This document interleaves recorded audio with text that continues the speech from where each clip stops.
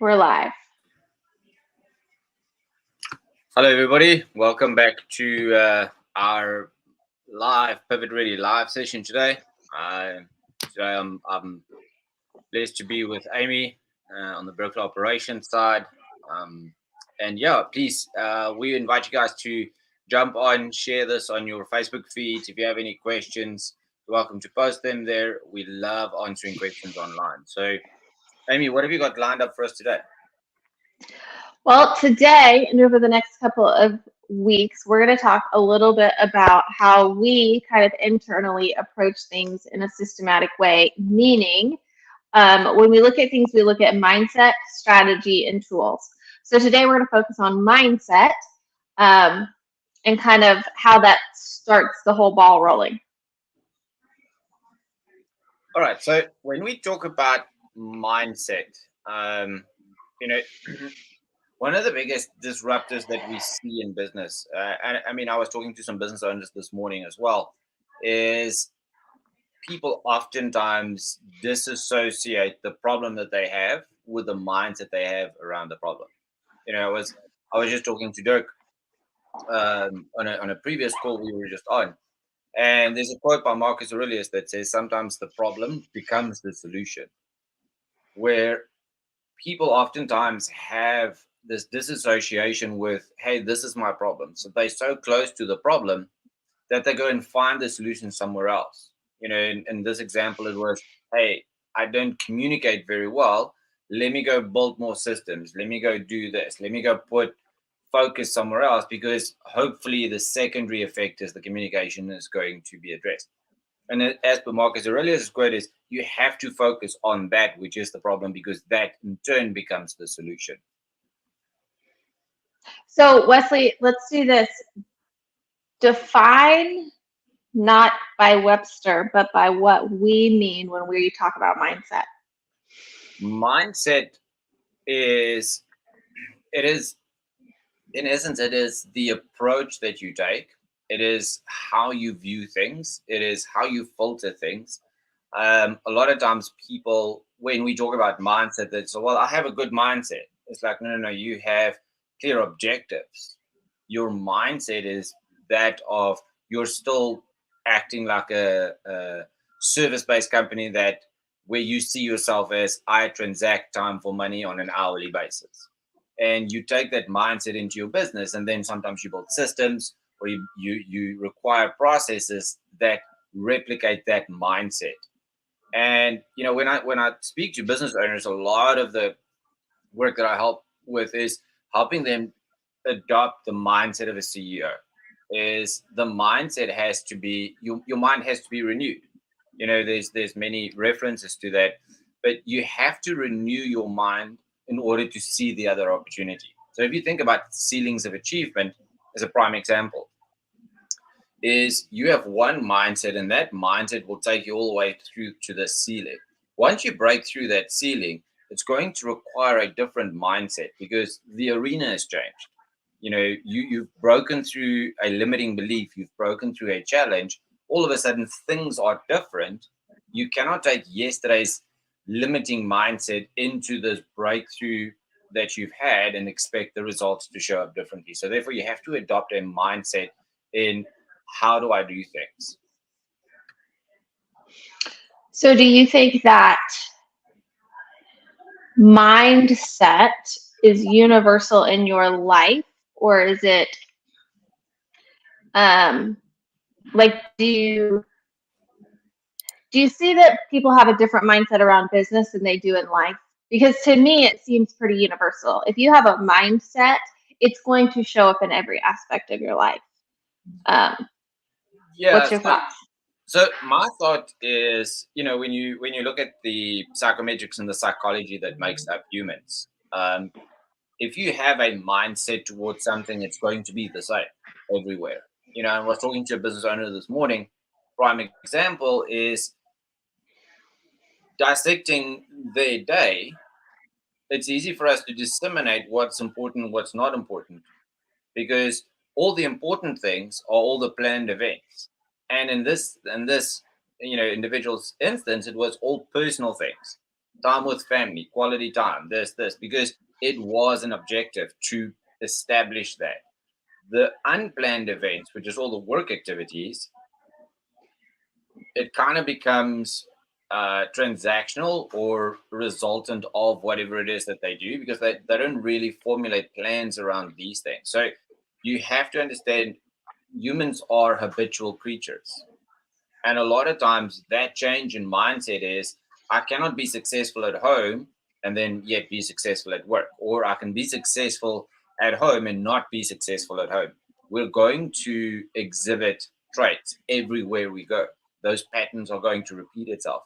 And in this instance, the limiting belief was, well, I set this initial goal, I got to this goal, now what? So this individual got to this point of all these personal goals which they've achieved, and they kind of have resultant manifestations of what it looks like in the business, but it doesn't. Those two are not the same. You know, the one's here and the other one's here, and they're struggling here. And a lot of us, you know, oftentimes spend personal time, you know, with family, your wife, your kids, your spouse, your significant other. They're always the one paying the price for your ambition. You know, you might go after it. So a lot of people have the balance this way. This, in this instance, it was the other way. And how do we? You can't balance those two, because the market is going to demand of you to show up differently. You know, when your wife or you have a new baby, there's a higher demand on the personal side. If there's a traumatic event, it might create that. But if there's an opportunity in the business or the market shifts, so we don't talk about balance, we talk about counterbalance. And how do you counterbalance the demand on the personal versus the professional life? Yeah, I really hate the word balance. I think um, I don't think anything can ever be in perfect balance, and I don't think.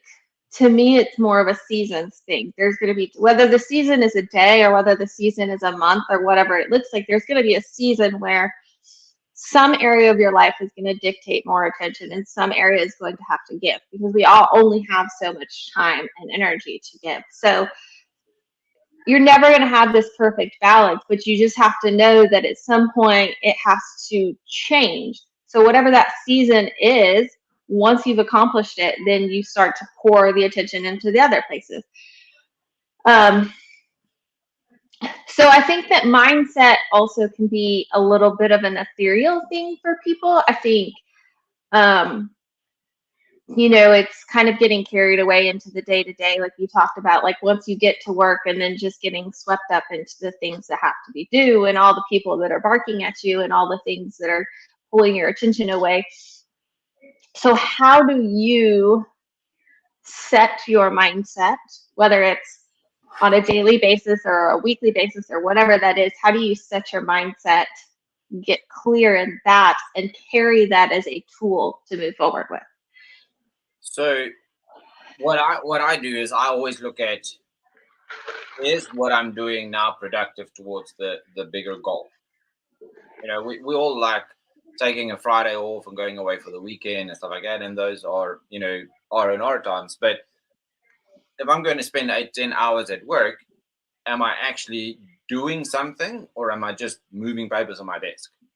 Because there's a difference between busyness and doing business. And a lot of people get caught up in busyness because they're busy with business stuff. So I'm very purposeful around my exchange, my return on investment for the time spent. Is this actually going to result in something, or am I just moving papers around? And I think a lot of people, you know, when you talk about mindset, um, you are the average of the 5 people you spend the most time with. You know, we've all heard that. You know, books have been written about it. It's not my saying. I'm not coining it. But a lot of people think, well, you know, it's the people that I'm physically surrounded by. And this is where I think people can utilize a different mindset around it. So the 5 people that you spend the most time with, rephrased, is the 5 people that you allow to influence you the most. You know, in your instance, it might be the ministry at your church. for me, it is equally important. But I also have other people that don't know who I am, but they are key people that invest into my life. Jordan Peterson is a prime example. I absorb everything that he produces online. Yes, and Gallup as well. I like Gallup as well. We're laughing, but I try and make sure that I'm very conscious of who I'm allowing to invest in me. Whose substance I'm actually allowing to be part of who I am, and that makes up the five people or the five instances that influence my life the most.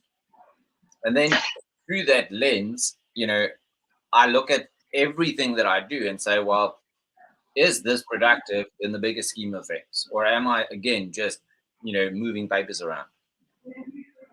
So I had a conversation with somebody the other day talking about the 5 people that influence your life, and his comment to me was, but I'm a really good influence on them, which is totally true, and I don't discredit that. But you have to take count for, if you're influencing everybody else to try to bring them up to your level, that is energy that's coming out of you, and no one's filling that energy back up. And so I think it's important that when you talk about the 5 people that are surrounding you, or the people who you have kind of a combination of both, like you want to be a good influence on other people too, but you have to have somebody that's pulling you up to their level and feeding you good content as well. Yeah, and I think that's a great way of looking at it, is say who feeds you, because ultimately it's all about the conversations that the sum of a relationship is the sum of the conversations, really, or the extent of a relationship is the sum of the conversations. So if you're only having negative conversations, and I was talking to my wife about this, if somebody constantly in your circle of friends and family and whoever, if they're constantly coming and using negative words or derogatory words or looking at a situation with a limiting belief, that if you're allowing those conversations to exist in your sphere, it becomes imprinted on you, and that's how you look at stuff. And I'm not saying you should cut them out, but you should say, do I want to engage in that conversation or not? And I tried this with my wife, and assumably my approach wasn't that well, because it kind of backfired. So we were in a conversation, and she was saying something to me, and my response was, "Is this conversation productive, or are you just venting?" I probably could have said it better, but her response was, "This is not helping anyway, what you're doing." And I'm like, "Well, I know the story. Let's get to the solution side." And she's like, "No, no, no. The story is part of getting to the solution." So sometimes you have to gauge, what type of conversations you engage in. You have to be aware of that. Those are the things that influences you subconsciously, and those are the things that will affect your mindset and how you approach certain things. So I mean, mindset is one of those things. It has to be something that you guard all the time. It's not just, hey, social media can feed me whatever they want. The algorithms at Facebook or Metaverse or whatever, I can just allow them to impart these expectations that I then create of my surroundings, society, my life, purely based on someone else's. Mindset is one of the things that you have to be very conscious around. Well, and I think you're right. I think you have to guard it. And also, as cliche as it sounds, you have to garden it. You have to feed it, and you have to nurture it, and you have to pay attention to it. So, on that, we have a thing that we use called is there 7? Is there 5 gardens? I don't know how many there are. 5 gardens. 5 gardens. So what are the 5? So the 5 gardens that when we talk about is it is what are the things that you cultivate that ultimately influences who you are. There's your goals, there's your aspirations, there's health, wealth, fitness, religion, relationships, love, all these things. So some of them are grouped together, and I'll give you the breakdown of what the 5 is in a minute. But you have to understand that is the important thing. Is one, you need to know what those gardens are, right? And I'll give you. So there's health and nutrition. That's obvious. Most people, and I mean, social media is full of that.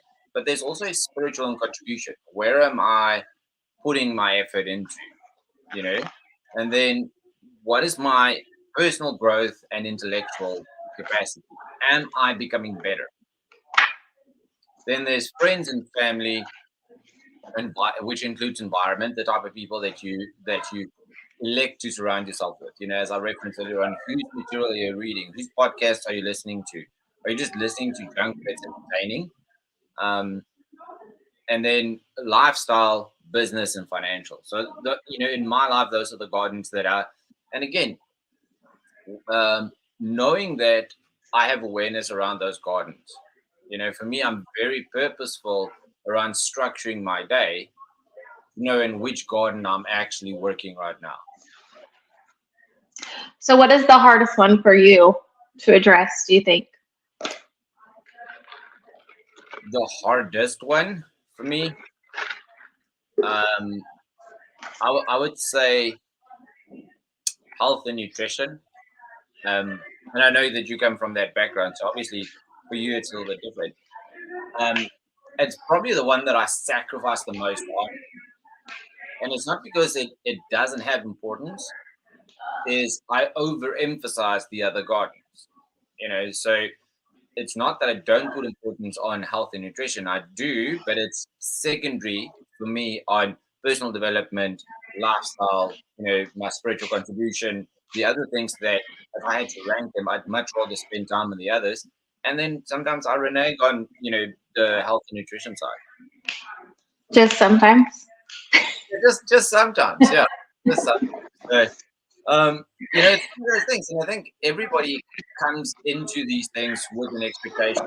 Hey, I'm going to do everything for the rest of today. It's like, hey, here's my New Year's resolution for today, and they have 365 New Year's resolutions a year. So when you look at someone's day, when you talk about productivity, and you and I spoke about this earlier today, is people take all these gardens and they lump them all together in one day and they create this massive task list and they're like, hey, here's all the tasks that I want to do today, without knowing this is the task that I'm doing which feeds this garden, which results in this. So you know what, I'm going to have breakfast with my family, I'm going to go to the office, I'm going to talk to my colleagues, I'm going to have this conversation, then I'm going to go out to lunch, and then I'm going to do this, and then I'm going to do that, and everything is happens, but none of them are connected.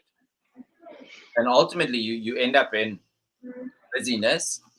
And just because you literally walk from one garden to the other, and all you're doing is like, oh, there's wheat growing. Wait, hold on, let me go to the next one. Well, and I think too, there's a level of self-awareness that each individual garden can take an individual amount of attention. So for me, family is one thing, but spending time with friends, I'm a pretty super introverted person. So being out and being social is not like a big deal for me. But it was actually one of my goals in 22 to make a point to spend time with my friends once a month. And once a month is fine with me. Like, that's enough. It fills my cup. I love my friends, but like, I just don't need that amount of interaction that some other people might need. But on my side, like the health and nutrition, like that is something that takes a lot more attention for me because it's just something that keeps me more balanced. And so I think each individual garden can look different for each individual person as well, but you have to develop a level of self-awareness around what your needs are and how they're being met as well. So to that point, I mean, obviously, you and I we've got the same gardens, but you obviously prioritize them differently to what I do. What do you think are some of the things that influences that? I mean, you refer to yourself as an introvert. You refer to yourself as very health conscious. You put a lot of weight on being aware on that. What is the motivating factors that drives that? I think there's several of them. I think one is there's just a level of how I was, what's the word? How I was shaped, how I was raised, basically, in terms of I am an introverted person, and I was also raised like out in the middle of the boondocks in the middle of nowhere where we didn't have a lot of social interaction anyway. And so it's just something I was never really accustomed to doing. Now I recognize the importance of it now. But I think also I've learned to deal with stress through physical exertion. And so it's feeding the garden, but it's also solving other issues in my life. And I just know that those two things are very directly related. Kind of the same thing with my spiritual journey. Like what I do, I have a very deliberate practice, and the things that I practice every morning are definitely in the fitness and nutrition realm, in the spiritual realm. Those things, and time with my family, meaning my spouse, like those things get my attention every day. And that's what balances my life, where the other ones take a little less energy. And I also think it's, as you rightfully have said, some things require conscious focus, like health and nutrition, and you spending time with friends and family, not your spouse, that happens automatically, but you're purposeful around Well, not automatically. you guys are in the same house, so hopefully resulting in some conversations between sun up and sundown. But some people, so for me, personal development is really important. I read a lot, I do a lot of research. I'm very interested in certain things that drives me, it feeds me, and what I do. I like psychometrics. I do a lot of listen to a lot of clips around people talking on that. So I spend a lot of time on the personal development side because, one, I know that it's going to be expected of me to be able to help people in that space, but also for me personally, it's something that I've always been interested in. And I think for everybody, these gardens are different sizes. And I think what a lot of people do is they overemphasize one garden and they completely forget about the others. And it's not about creating a balance between them. It's you literally leave one garden and you go to the other garden and you work there. It's not. Well, and they usually overemphasize the one that's the easiest too. Like if you're not somebody who just loves working out, most people, that will be the garden that they neglect because it's harder to motivate yourself to go there. Yeah, and I mean, in having conversations with business owners, being some of these gardens be like I want to get to this point, and they're very purposeful in getting to a certain goal. And then the old analogy of a dog chasing a car. Well, what's it going to do when it catches it? Once you get to that point of achieving your goal, how's your life going to be different? And I think that's where the mindset for people has to stretch, because they're constantly fixated on, I just need to get here. Not, hey, if I get here, this happens. So they don't think beyond, or what is the resultant of achieving that. This instance becomes the mile marker or the success indicator. And Dirk has often spoken about people that are extremely wealthy that do really well, north of 100 million, and their objective was always to be worth 100 million. And when they eventually got there, they woke up in the same bed, drank the same coffee. There wasn't a marching band outside. There wasn't a parade. Nobody cared. And they got to that point and they kind of almost fell into a depression. I've got friends that are very successful, personal friends of mine, and they get to that point and they're so successful that they only ever chased that one thing, but they actually don't know what to do on the other side of it. So a lot of their gardening work is to, there's a life on the other side of achieving this. So because you develop a cadence of, chasing after it. What is the next big thing? What's the next business I start? What's the next opportunity? So that fuels you every day. Now you get to that level of success and you're like, well, I don't know how to be fulfilled anymore, And that's the difference to me between nurturing your gardens and driving to, because that's still coming back to the objectives. It's not a life of just living in your gardens. It's reaching an objective, and all you're really is reaching an objective. And if that's all you're doing is reaching the objective, you're not nurturing anything. It's like to not use.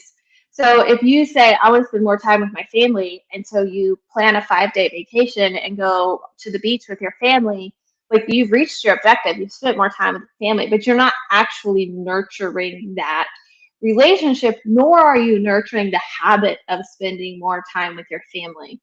And so there's a difference between like living in this day to day of nurturing everything and feeding all of these gardens and just looking at them as another objective to overcome.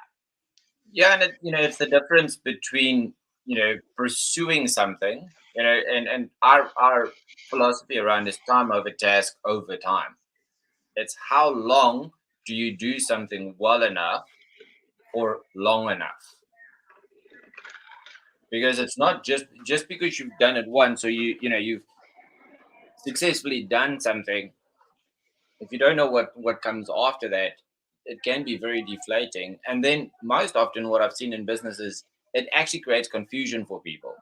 They're like, well, they're so close to the breakthrough, then they actually divert their attention somewhere else instead of just getting to that breakthrough, because they've actually planned stage 2, because all they have is 10 stage 1s, and they've got all of these almost at the brink of stage 1. Nothing's ever planned through to stage 2. So for me, when you talk about, when we talk about mindset, those are the things that people need to spend time on around mindset. So let's bring it back to, if we're nurturing these mindsets or these gardens, and this is affecting our daily mindset, but it's really more about personal stuff, how is that impacting our business? Well, I would back it up even further, just one step. But you have to first identify what these gardens are.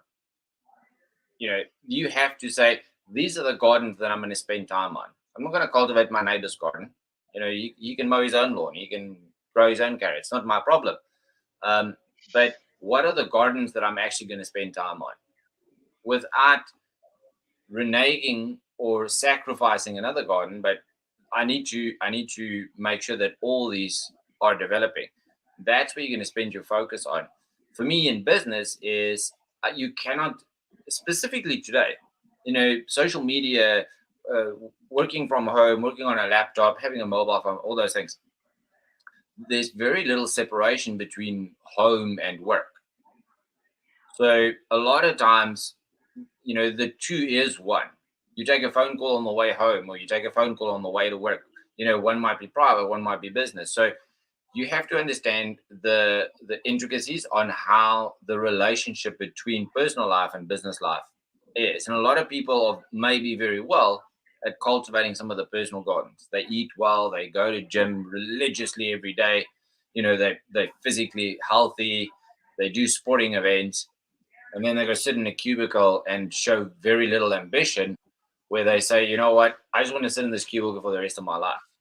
And nothing wrong with people that do that type of work, but the unfulfillment creeps in because they measure personal success and business success, and they're like, oh my gosh, I don't know how to balance these.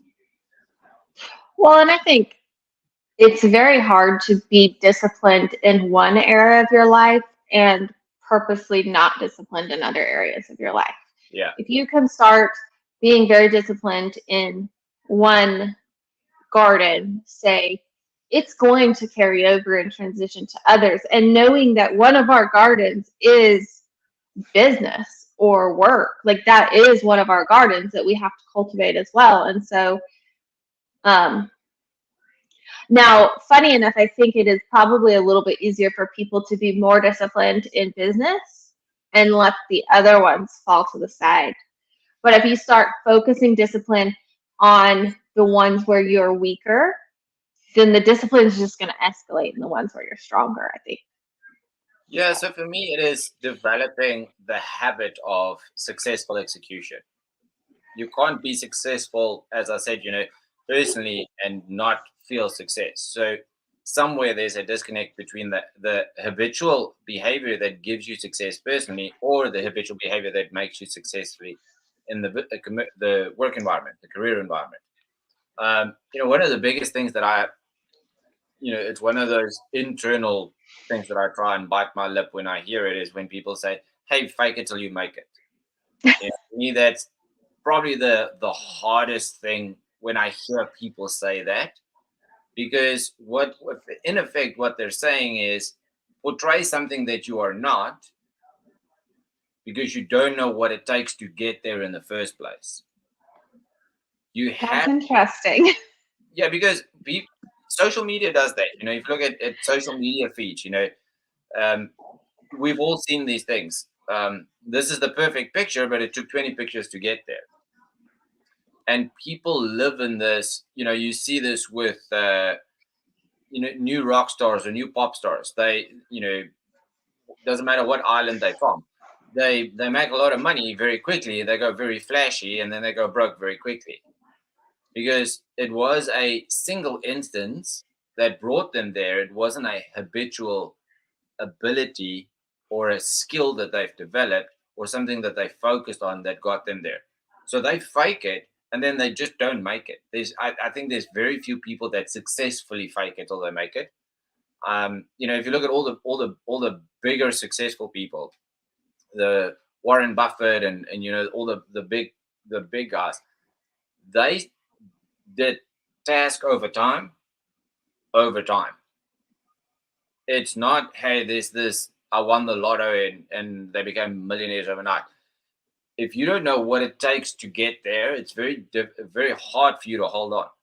So think of mountain climbing. If I take somebody up 200 foot on the cliff and I put them there and be like, okay, climb the rest of the way, they don't know what it takes to climb up to 200 feet on a mountain. So the chances of them succeeding upwards, that's why when people go and climb Mount Everest, they ascend and descend from base camp up to first base many times before they actually go to, second base or whatever they call it, and then on to, summit. So there's the almost muscle memory through repetition that needs to happen. And I think a lot of people have this overnight success mindset. That for me is the issue with fake it till you make it. Is I'm just going to fake it, and then one day I'm going to wake up, be successful. I'm just going to fake being happy in my relationship, and one day I'm going to be happy being married to, my spouse. I'm going to fake it in business, and then one day I'm going to be very skilled at what I do. And I don't think there's data to prove that. I think that's very interesting, because I do agree with you to some extent. And I always think that a more accurate version of that statement is fail until you make it. Yes. But funny enough, Dirk and I use the saying fake it till you make it all the time, because about every day he's throwing me something and I'm like, well, I don't really know how to do it, but I'll figure it out as I go. So I do kind of fake it until I get there. But there's figuring stuff out. A lot of businesses, when you talk about growing in business, a lot of people say, hey, I want to do this, and they tender for a project or a contract or something like that. You go and you get the contract, and then you're like, okay, cool, I need to figure out how to do it. But I think a lot of people, when you talk about fake it till you make it, is from a mindset point of view. It's like, hey, I got my shit together. I know what's going on. I'm doing all this stuff, and then yet the moment you go behind the scenes, you're like, okay, show me your gardens. There's only literally just the one garden. Yet they portray this image of a balanced lifestyle through counterbalance, which doesn't really happen. I think fake it till you make it only works if where you're trying to make it is farther away than where you are. Because if you're trying to fake it to where you are, then you're going to fail, because you can't fake it. You're already there. But if I'm trying to get better and grow, to some extent, even like you said, like if I need to show up and spend more time with my family, sometimes it's just doing the action that creates the habit that nurtures the garden to grow. And so sometimes there is a little bit of fake it, but if you're going to fake it, you got to be trying to get further down the line than where you already are. So you still have to have the mindset of growth and being better and accomplishing more and learning as well. Yeah, and I think to that point is sometimes you'll go into something without knowing necessarily how to do this. So let's say I need to have a conversation with you. I can go into the conversation thinking that I know how to have the conversation, but I know I don't, and you know that I don't. So the only way that you can combat the fake it till you make it is you say, hey, I don't know how to have this conversation, but I need to have this conversation with you. So let me tell you where I come from, and then let's talk about it, as opposed to me faking it and saying, oh, from my point of authority, this is what I see. And I think that's the mindset shift that I think, elevates businesses and people to a different level, is not walking in with this, I'm going to portray the image of faking it till I make it, I've got it all sorted out. There are, apart from health, which I'm apparently not so good at by of my peers, is there are gardens that I spend a lot of time on. And then, in my life, there's certain gardens that I'm happy to sacrifice in effort of these. But there are, I listened to a sermon many years ago, and it talks about open and closed end stuff. Closed end stuff are non-negotiables. It's a thing that is part of your DNA. It's who you are. Open end stuff, we can argue about this all day. It's perspective. But the closed end stuff is stuff that I won't. And I think if you talk about mindset, the moment you can identify what's in that closed end, what do I need to do? What are the things that I'm not willing to sacrifice on? What are the things that I'm not willing to compromise on? That's what's going to take your life to the next level, not the open end stuff. Well, and I think it's important too, Wesley, that to give you credit. Health might not be at the top of yours, but that doesn't mean you don't nurture it. Like, you do still take actions to pour into that and pay attention to it. It might not be the most important thing to you, and there's nothing wrong with that necessarily. I mean, other than it gives me something to make fun of you for. So yeah, that's the thing is, I would rather try and fail, but I think a lot of people just, you know what? I made a reference to a Bruce Lee quote the other day, and people say stuff all the time. Well, I'm not good at remembering names, or I'm not good at eating healthy, or I'm not good at problem solving. And again, that's a mindset. Every time you say it, your subconscious gets programmed with that. Your spirit man, your internal person, hears that, and they believe that because it comes from you. So again, the mindset around stuff like that is you have to change the way that you do things. There has to be a shift in your mindset. So yeah, and I think a lot of times, the same is true for business. You might own the business, but you have to sometimes change your mindset around, maybe I'm not the best CEO for my company. Yeah. I think it goes back to the saying, the definition of insanity is doing the same thing over and over and expecting different results. And I think, to our point here, that starts with you as a mindset. And then, over the next couple of weeks, we'll get more into the tactical strategies and tools and things that can impact that. But we all have to take a step back and recognize that you can change all of the tools in the world, but if you don't change the mindset, you're still doing the same thing and expecting different results. Yeah. Perfect, Amy. Thanks for your time. Thanks for of course, spending time with me. All right. Well, we are headed to the Huge Conference tomorrow in Nashville. Yeah. So if anybody's there, swing by and say hi to us. Yeah. Wesley and Dirk will be on stage. Yeah, we would love to connect with people. Yeah. Otherwise, we'll be back next week, and we will be talking about what's next, strategy. Yeah. All right. In the meantime, if you need us or have any other questions, you can reach us here at contact@bergflow.com, or just visit our website at bergflow.com, and we will be happy to connect with you. Cheers, everybody. Have a great Tuesday.